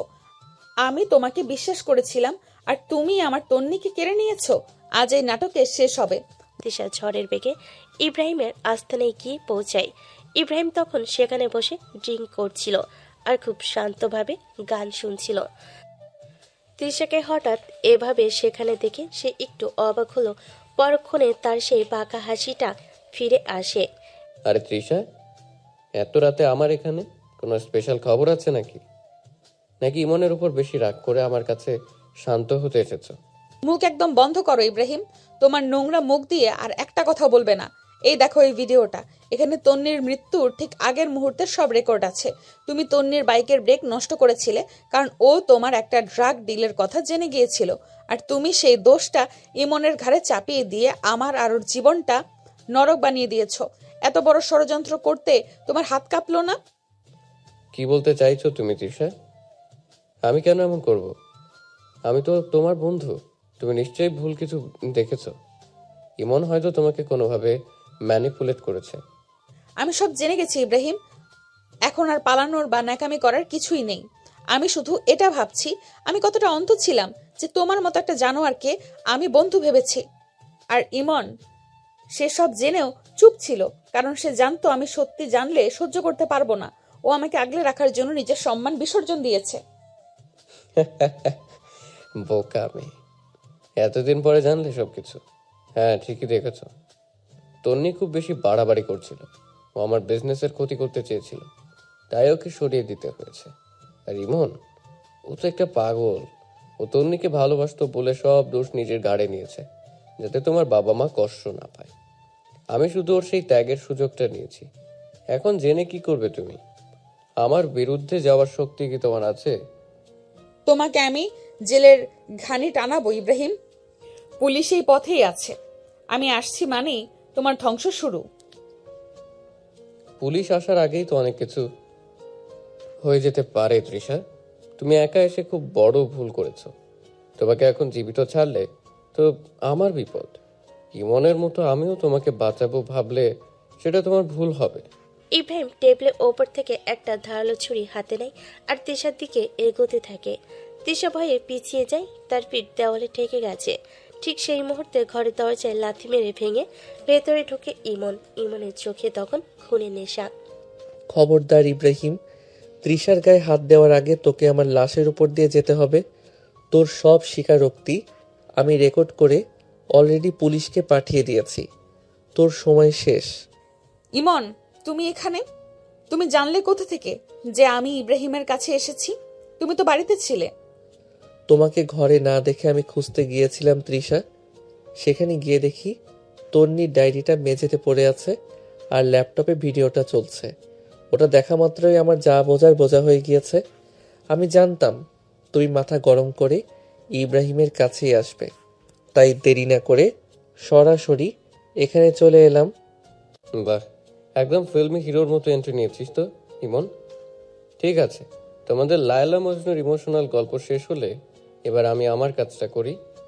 তোদের দুজনকে একসাথে মারলে আমার কাজটা আরো সহজ হয়ে যাবে। খুনের দায় তো তুই আগে থেকেই ফেসে আছিস, আজ ওটা বাস্তবে সত্যি হবে। ইব্রাহিম চেয়ার থেকে উঠে দাঁড়ালো এবং শয়তানি হাসি দিয়ে টেবিলের উপর থেকে সে দাঁড়ালো ছুরিটা হাতে নিল। ইমন শান্তভাবে নিজের সাথের হাতটা গুটিয়ে নিল। তার চোখে আজ আর কোনো দয়া নেই, আছে শুধু আগুন। তিশা ভয়ে এক কোণায় সরে দাঁড়ালো। অনেক হয়েছে ইব্রাহিম, এতদিন অনেক সহ্য করেছি, কারণ আমার হাতে কোনো প্রমাণ ছিল না। আজ তুই নিজেই নিজের কবর খুঁড়েছিস। তৃষার দিকে হাত বাড়ানোর আগে তোকে আমার হাতের মার হজম করতে হবে। আয় দেখি তোর কত জোর। ইব্রাহিম চিৎকার দিয়ে ইমনের উপর ঝাঁপিয়ে পড়ল। ছুরিটা ইমনের বুকে বসিয়ে দেওয়ার চেষ্টা করলো সে, কিন্তু ইমন বিদ্যুতের গতিতে সরে গিয়ে ইব্রাহিমের হাতটা ধরে ফেল। এরপর এক ঝটকায় ইব্রাহিমের কবজি মুচকে দিতেই ছুরিটা মেঝেতে পড়ে গেল। ইমন কোনো সময় না দিয়ে ইব্রাহিমের পেটে সজোরে এক লাথি মারল। উফ, কুত্তা, তুই আমাকে মারবি? তোকে আমি আজ জ্যান্ত কবর দেব। ইব্রাহিম ডাল সামলে উঠে পাশে থাকা একটা কাচের বোতল তুলে নিল এবং সেটা ভেঙে ইমনের দিকে তেড়ে এলো। ইমন এবার আর শান্ত থাকলো না, সে লাফ দিয়ে উঠে শুনে একটা ঘুরে লাথি মারল ইব্রাহিমের চোয়ালে। ইব্রাহিম ছিটকে গিয়ে কাচের টেবিলের ওপর পড়ল। টেবিলটা মরমর করে ভেঙে চোরমার হয়ে গেল। ইমন, সাবধানে, ওর হাতে কাচের টুকরো আছে। তুমি চিন্তা করো না তৃষা, এ আবর্জনাকে পরিষ্কার করা আমার অনেক দিনের বাকি কাজ। ইব্রাহিম, তুই ভেবেছিলি ইমন মানে শুধু মার খাওয়া একটা ছেলে? তুই জানতিস না যে আমি তোকে শুধু সুযোগ দিচ্ছিলাম নিজের সব পাপের কথা স্বীকার করার। ইব্রাহিম পাগলের মতো উঠে ইমনের কলার চেপে ধরল এবং এলোপাতারি ঘুষি মারতে লাগলো। ইমনের নাক দিয়ে রক্ত ঝরতে শুরু করলো, কিন্তু তার অ্যাটিটিউড একটুও কমলো না। ইমন পাল্টা ইব্রাহিমের কপালে নিজের মাথা দিয়ে এক ঠুস মারল। ইব্রাহিম চোখে অন্ধকার দেখে পিছিয়ে যেতেই ইমন তার ঘাত ধরে দেওয়ালে সজোরে আছাড় মারল। ছেড়ে দে ইমন, আমি আমি ভুল করেছি, আমাকে পুলিশে দিস না। তন্নি যখন তোর পায়ে ধরে জীবন ভিক্ষা চেয়েছিল তখন তো তুই ছাড়িসনি। আজ তোর বিচার এই ঘরেই হবে। তোকে আমি পুলিশের হাতে দেব ঠিকই, তবে আজ তো অবস্থায় না। তোর হাড়গোড় আমি আজ সব গুঁড়ো করে দেব। ইমন ইব্রাহিমকে মেঝে থেকে টেনে তুলে শূন্যে ভাসিয়ে সজোরে আছাড় মারল। ইব্রাহিম ব্যথায় চিৎকার করতে করতে ফ্লোরে গড়াগড়ি খেতে লাগলো। ইমনের সেই রুদ্রমূর্তি দেখে তিশা স্তব্ধ হয়ে দাঁড়িয়ে রইল। সে কোনোদিন ভাবতে পারেনি যে শান্তশিষ্ট ইমন এমন ভয়ঙ্কর হতে পারে। ঠিক তখনই বাইরে পুলিশের গাড়ির সাইরেন শোনা গেল। পুলিশ চলে এসেছে, তোর বাকি বিচার আদালত করবে, কিন্তু তন্নির সাথে যা করেছিস তার প্রতিটা সেকেন্ডের হিসাব আমি তোর থেকে বুঝে নেব। তৃষা, চলো এখান থেকে। এই জানোয়ারের চেহারা আর আমাদের দেখার দরকার নেই। ইমন রক্তমাখা মুখে তৃষার দিকে তাকালো। তৃষার চোখে তখন শুধু অনুশোচনার পানি। সে বুঝতে পারল সে কত বড় ভুল করেছিল এই মানুষটাকে চিনতে। ইমন তৃষার হাত ধরে ঘর থেকে বের করে নিয়ে এলো। ইব্রাহিম মেঝেতে পড়ে যন্ত্রণায় গোংড়াচ্ছিল আর পুলিশ তাকে হাতকড়া পরাতে ভেতরে ঢুকছিল। ইব্রাহিমকে পুলিশ টেনে হিঁচড়ে নিয়ে যাওয়ার পর পুরো ঘরটা এক নিঝুম নিস্তব্ধতায় ভরে গেল। ইমন দেওয়ালের সাথে হেলান দিয়ে দাঁড়িয়ে হাঁপাচ্ছে।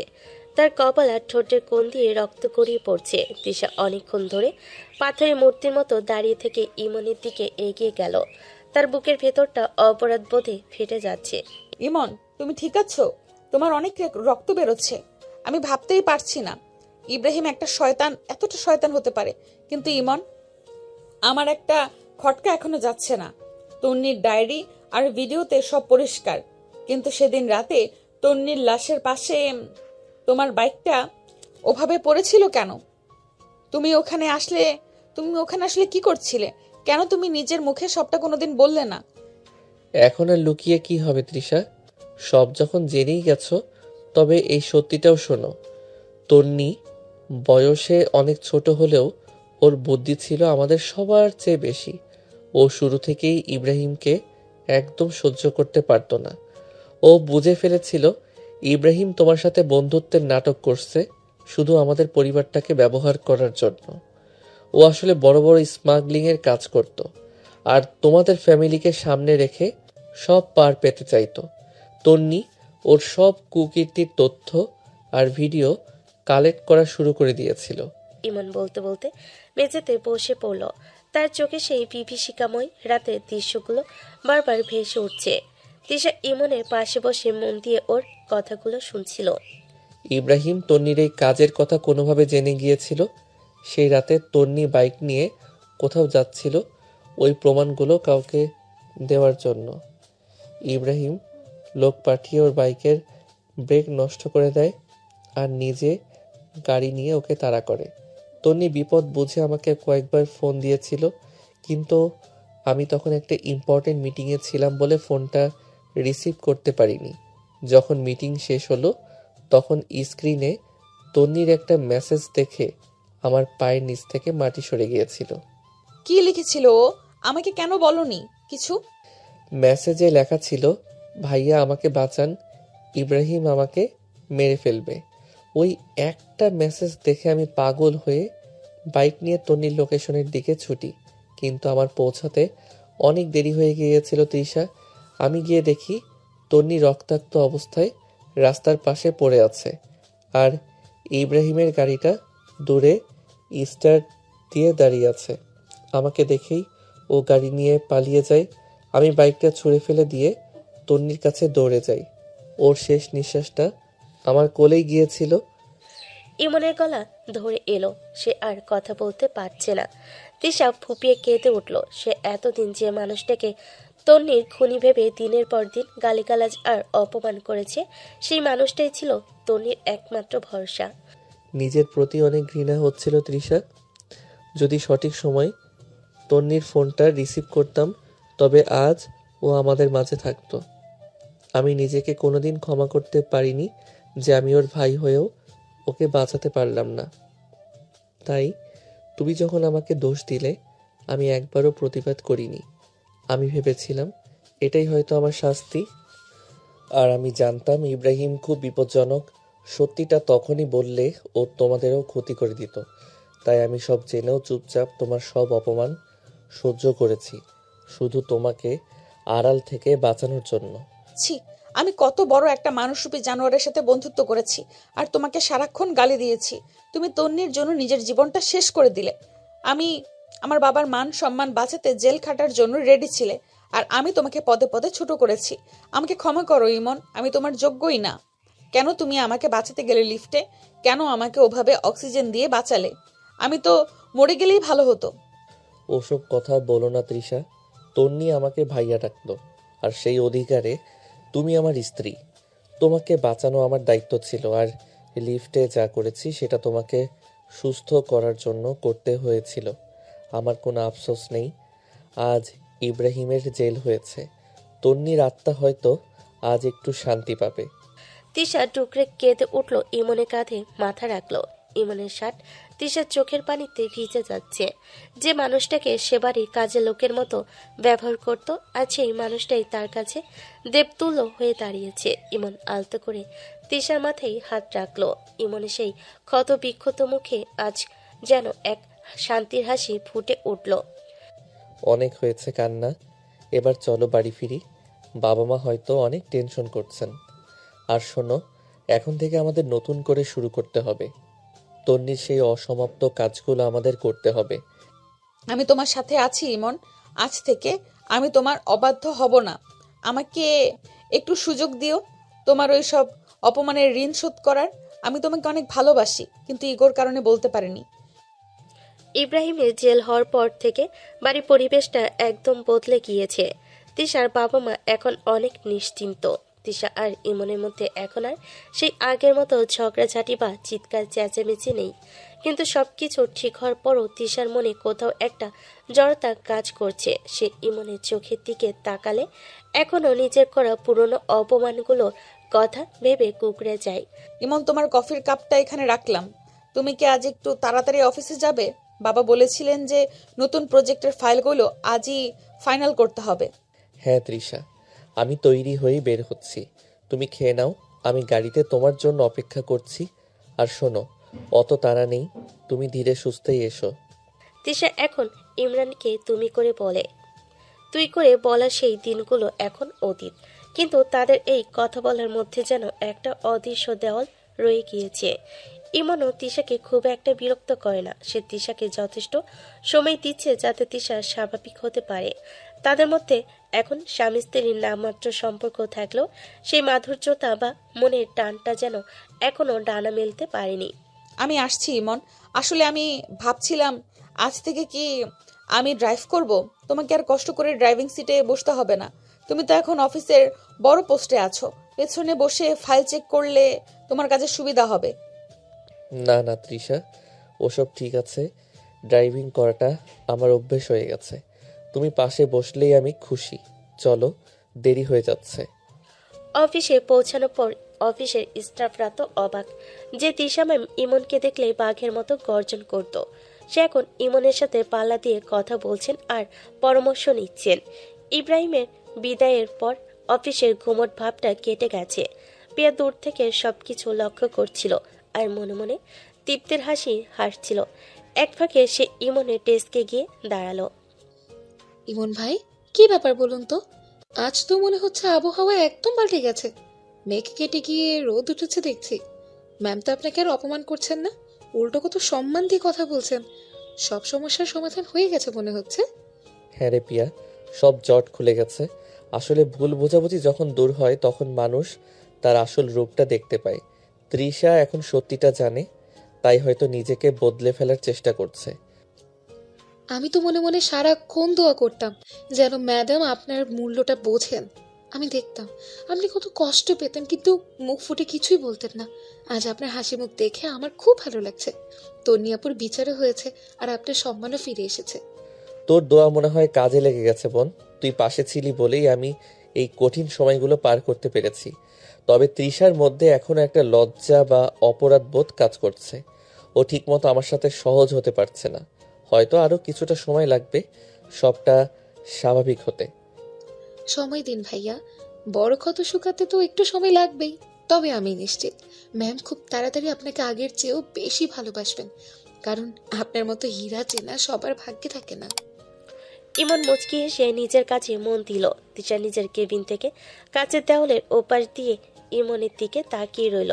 সে ভাবছিল একটা মানুষ কিভাবে এত ধৈর্য ধরতে পারে, কিভাবে সব জেনেও বছরের পর বছর চুপ করে থাকতে পারে। তার মনে হচ্ছে ইমনের এ নীরব ভালোবাসা তাকে ক্রমশ ইমনের দিকে টেনে নিয়ে যাচ্ছে, কিন্তু তার নিজের করা পাপচারগুলো তাকে বাধা দিচ্ছে ইমনের হাতটা শক্ত করে ধরতে। ইমন, আমি জানি আমার ক্ষমা চাওয়ার কোনো ভাষা নেই, তবুও আমি চেষ্টা করব তোমাকে একটা সুন্দর জীবন উপহার দিতে। যে ঘৃণা আমি তোমাকে দিয়েছি তার বদলে ভালোবাসা দিয়ে তোমার মনটা আবার ভরিয়ে দেব। ইমন ভাই, অনেক তো হলো, এখন একটু নিজের কথা ভাবুন। আমার কেন যেন মনে হচ্ছে ম্যাম আপনাকে মনে মনে অনেক ভালোবাসেন, শুধু পুরনো সব কথা ভেবে লজ্জায় মুখ ফুটে বলতে পারছেন না। পিয়া, তুই মনে হয় একটু বেশি ভেবে ফেলছিস। আমার মতো সাধারণ একটা মানুষকে তৃষার মতো মেয়ে ভালোবাসবে, তাও আবার যা যা ঘটে গেছে তারপর? এটা অসম্ভব। ও এখন যেটা করছে সেটা বড়জোর কৃতজ্ঞতা বা ওর ভুল বুঝতে পারার অনুশোচনা, এর বেশি কিছু না। আরে না ভাইয়া, আমি সত্যি বলছি, একটা মেয়ের চোখ দেখলে বোঝা যায় সে কি চায়। ম্যাম যখন আপনার দিকে আর চোখে তাকায় তখন সেখানে আগের সেই ঘৃণা নেই, আছে এক রাশ মায়া আর অধিকার বোধ। দেখ পিয়া, মজা করার মানসিকতা আমার এখন একদম নেই। অনেক ঝড়ঝাপটা গেছে জীবনে, এখন শুধু একটু শান্তিতে কাজ করে যেতে চাই। তুই তোর কাজে যা তো, অহেতুক জল্পনা করিস না। বিশ্বাস করুন ভাইয়া, আপনি শুধু একটু বুদ্ধি খাটালেই দেখবেন ম্যাম নিজের মুখে স্বীকার করবেন যে তিনি আপনাকে ভালোবাসেন। আপনি কি চান না ম্যাম নিজে এসে আপনাকে মনের কথা বলুক? মানে, ঠিক বুঝলাম না তুই আসলে কি বলতে চাইছিস।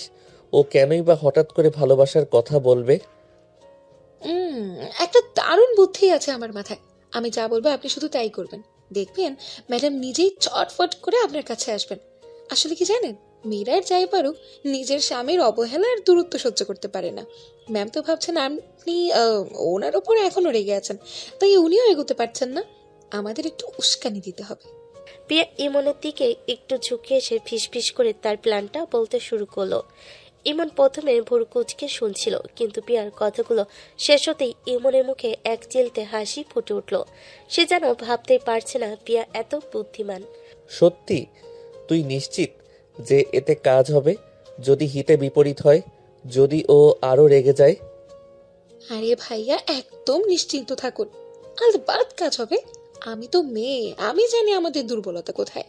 আপনি শুধু আজ থেকে একটু অন্যরকম আচরণ করবেন, দেখবেন ম্যামের ইগো কিভাবে পানির মতো গলে যায়।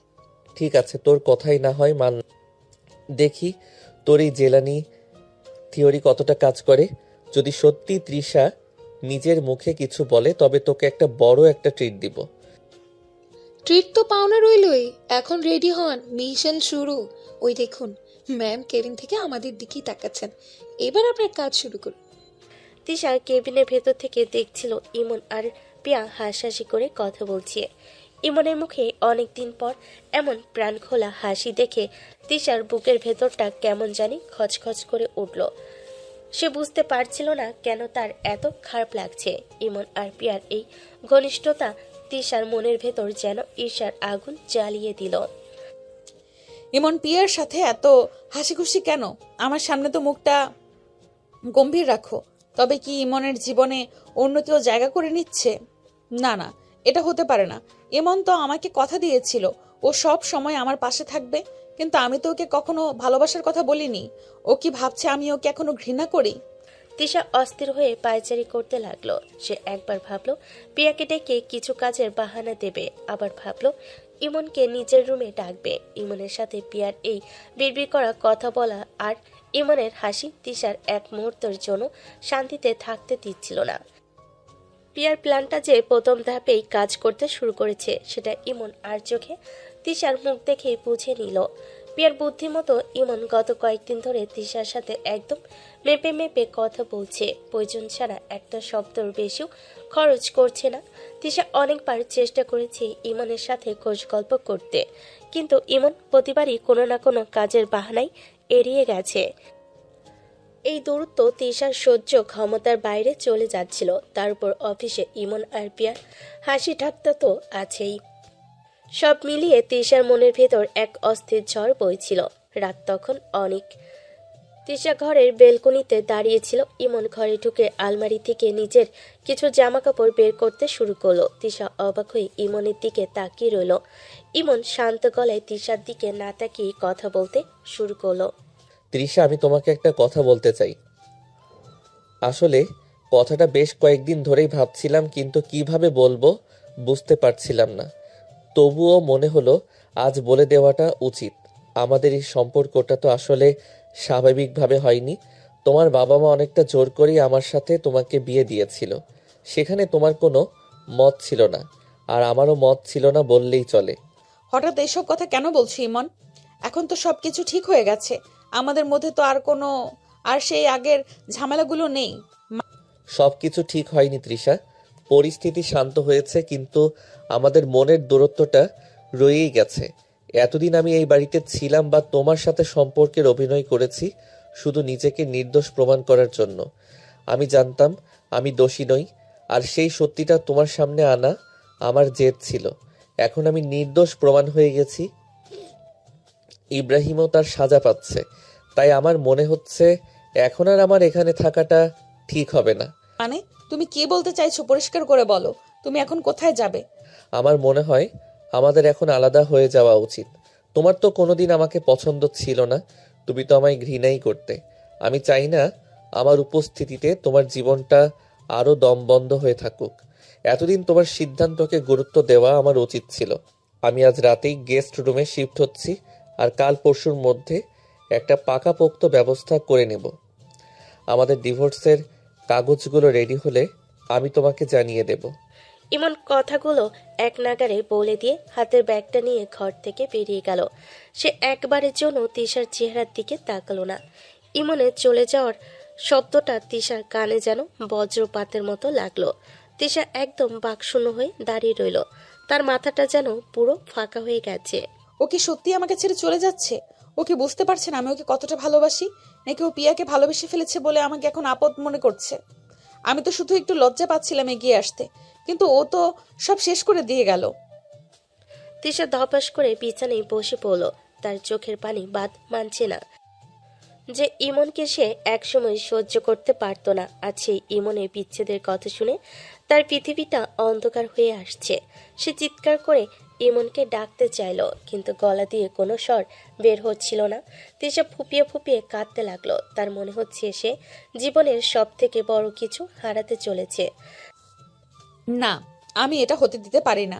ইমন আমার, ও শুধু আমার। আমি ওকে কোনোভাবেই যেতে দেব না। আমার অহংকার আর ইগো সব আমি ধুলোয় মিশিয়ে দেব, তবুও ওকে ধরে রাখবো। কিন্তু ও কি আমার কথা শুনবে? ও তো মনে হচ্ছে অনেক বড় সিদ্ধান্ত নিয়ে ফেলেছে। সারা রাত তিশার দু চোখের পাতা এক হলো না। সে বালিশে মুখ গুজে শুধু কেঁদেই চলল। অন্যদিকে গেস্ট রুমে বসে ইমনও ছটফট করছিল। তারও খুব খারাপ লাগছিল তিশাকে এভাবে কাঁদতে দেখে, কিন্তু সে জানতো তিশার মুখ থেকে ভালোবাসার কথা বের করতে হলে এইটুকু নাটক তাকে করতেই হবে। ইমনের সেই রাতে ঘর ছেড়ে যাওয়ার কথা থেকে তিশা একদম বদলে গেছে। সে এখন আর রাগ দেখায় না, কাউকে অপমান করে না। পুরো বাড়ি জুড়ে যেন এক নীরব নিস্তব্ধতা নেমে এসেছে। অফিসের কাজ শেষে সে বাসে এসে সরাসরি নিজের ঘরে গিয়ে দরজা বন্ধ করে দেয়। কারোর সাথে কোনো কথা বলে না, এমনকি খাওয়ার টেবিল থেকেও নিজেকে গুটিয়ে নিয়েছে। তিশার এই মিলান চেহারা দেখে ইমনের মনের ভেতর অপরাধবোধ কাজ করতে শুরু করেছে। পিয়া শোনো, আমার মনে হচ্ছে এবার মনে হয় খুব বেশি বাড়াবাড়ি হয়ে গেল। তৃষার অবস্থা একদমই ভালো না, ও একদম চুপচাপ হয়ে গেছে, কারোর সাথে কথা বলছে না।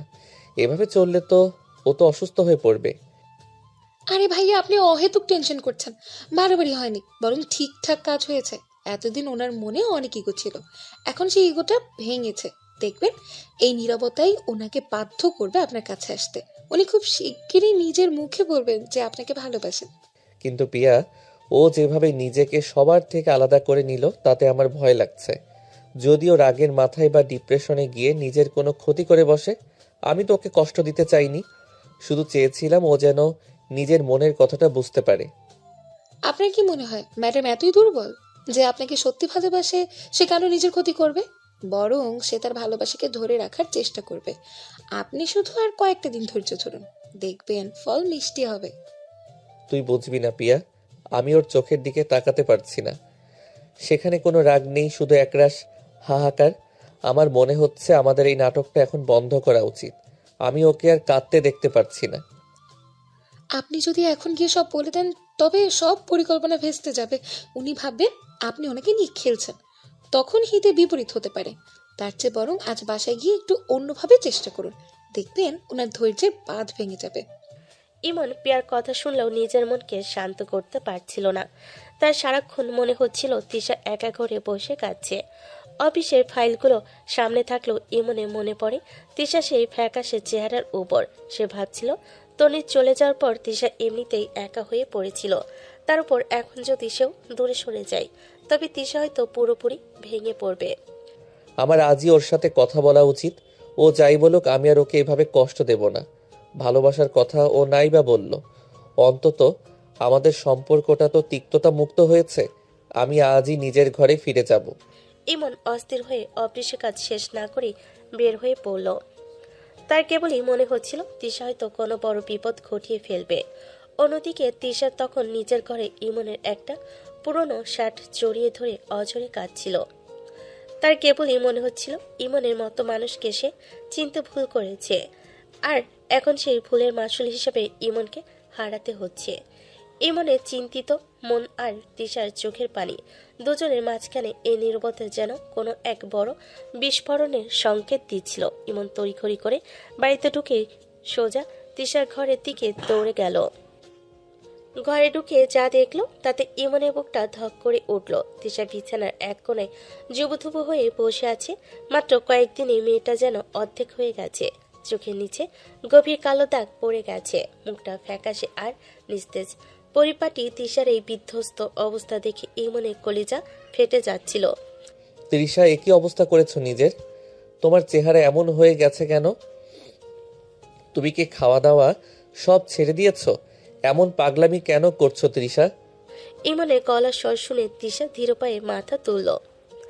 ইমনের দিকে তাকাতে তার চোখ দিয়ে আবারও ঝরঝর করে পানি পড়তে শুরু করলো।